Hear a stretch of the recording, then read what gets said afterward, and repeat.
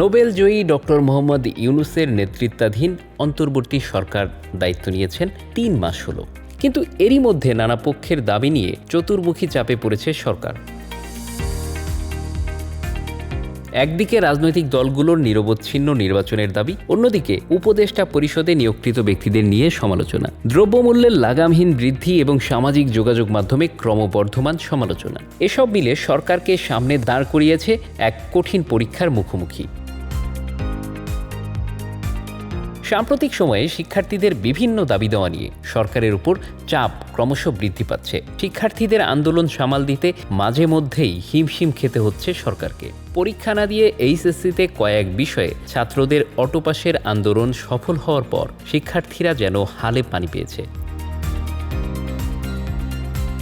Dhaka metropolitan police সচিবালয়ের এলাকায় সভা সমাবেশ নিষিদ্ধ ঘোষণা করলেও জগন্নাথ বিশ্ববিদ্যালয়ের শিক্ষার্থীরা সম্প্রতি সচিবালয় ঘেরাও করেছেন। 5 দফা দাবি নিয়ে শিক্ষার্থীরা সমাবেশ করে, যার মধ্যে অন্যতম দাবি ছিল সেনাবাহিনীকে নতুন ক্যাম্পাসের কাজ হস্তান্তর করা। সামাজিক যোগাযোগ মাধ্যমে নতুন নিয়োগকৃত উপদেষ্টাদের নিয়ে সমালোচনার ঝড় উঠেছে। অভিযোগ রয়েছে, আওয়ামী লীগের কাছ থেকে সুযোগ সুবিধা পাওয়া 2 উপদেষ্টাকে নিয়োগ দেওয়ায় ছাত্র জনতা তীব্র অসন্তোষ প্রকাশ করছে। বিভিন্ন বিশ্ববিদ্যালয়ের শিক্ষার্থীরা সমাবেশ করে এ নিয়োগের প্রতিবাদ জানায়। বৈষম্য বিরোধী ছাত্র আন্দোলনের নেতারা জানান, এই নিয়োগে তারা নিজেদের প্রতি মশকরা মনে করছেন। বিশেষ করে দেশের চট্টগ্রাম অঞ্চলের বাইরে রংপুর ও রাজশাহী থেকে উপদেষ্টা নিয়োগের দাবি ক্রমশই উচ্চকিত হচ্ছে। দ্রব্যমূল্যের লাগামহীন বৃদ্ধি সাধারণ মানুষের জীবনযাত্রা কঠিন করে তুলেছে।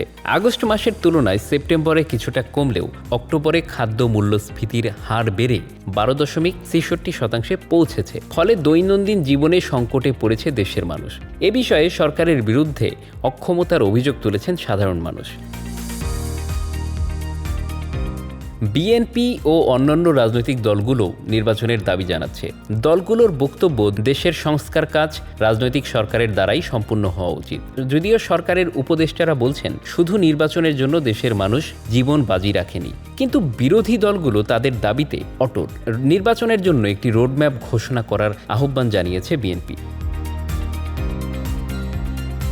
ছাত্র জনতার আন্দোলনে আহতরা সরকারের স্বাস্থ্য উপদেষ্টা নূরজাহান বেগমের বিরুদ্ধে অভিযোগ করেছেন, তাদের যথাযথ সেবা দেওয়া হচ্ছে না। জাতীয় অর্থোপেডিক হাসপাতালে উপদেষ্টাকে সামনে পেয়ে আহতরা তার পথ আটকে বিক্ষোভ প্রদর্শন করেন।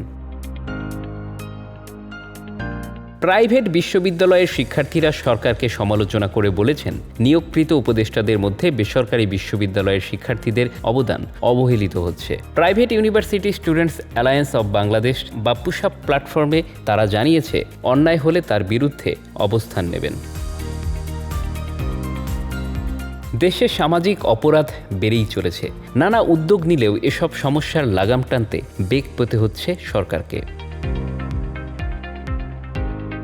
ভারতীয় গণমাধ্যমে বাংলাদেশ নিয়ে বিভিন্ন অপপ্রচার তৈরি করেছে আরেক ধরনের চাপ। মার্কিন প্রেসিডেন্ট হিসেবে ডোনাল্ড ট্রাম্পের জয়ের পর কূটনৈতিকভাবে সরকারের উপর নানান চাপ তৈরির কথাও প্রচার করা হচ্ছে।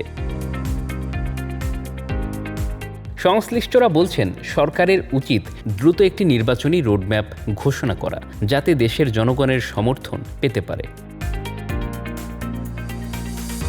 ঢাকা বিশ্ববিদ্যালয়ের সাবেক রাষ্ট্রবিজ্ঞান বিভাগের chairman professor doctor Nurul Amin ব্যাপারী জানান, বাংলাদেশের মতো দেশে সরকার পরিচালনায় চাপ থাকবেই। তাছাড়া গণ অভ্যুত্থানের মাধ্যমে গঠিত এই সরকারের দেশ পরিচালনায় অভিজ্ঞতার অভাব রয়েছে। তিনি আরও বলেন, সরকারি নিয়োগপ্রাপ্ত অধিকাংশ উপদেষ্টার এনজিও ব্যাকগ্রাউন্ড রয়েছে, তাই কিছু মানুষ এ সরকারকে এনজিওগ্রাম সরকার বলে মন্তব্য করছেন। Bangla affairs news desk.